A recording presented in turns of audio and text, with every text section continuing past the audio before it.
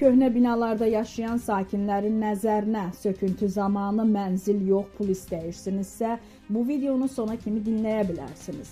2025-ci ilin sonlarından etibarən daşınmaz əmlak bazarında müşahidə olunan durğunluq yeni ilin ilk aylarında da davam edir.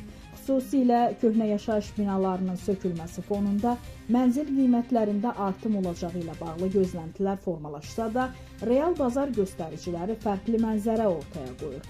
Alıcı sayının azalması, satıcılar arasında rəqabətin güclənməsi və qiymətlərin tədricən enməsi hazırki mərhələdə bazarın əsas xüsusiyyətləri kimi qiymətləndirilir. Mövcud vəziyyət fonunda söküntü prosesinin və ipoteka mexanizmlərinin bazara real təsirinin nə dərəcədə olduğu isə müzakirə mövzusudur. Bəs köhnə yaşayış binalarının sökülməsi bazarda mənzil qiymətlərinə necə təsir edir? Əmlak eksperti Anar Nəsirov bildirib ki, nə köhnə yaşayış binalarının sökülməsi, nə də ipoteka mexanizmləri hazırda bazarda ciddi canlanma yarada bilir.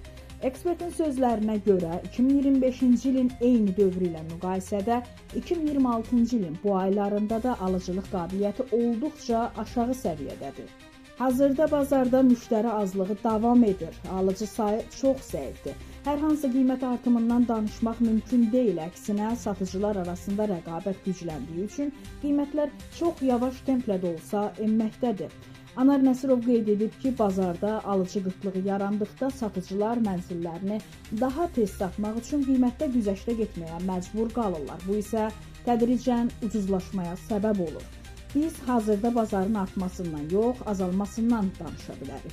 Real alıcıların az olması səbəbindən qiymətlər az da olsa aşağı enir. Bu prosesin nə vaxta qədər davam edəcəyini isə dəqiq proqnozlaşdırmaq çətindir.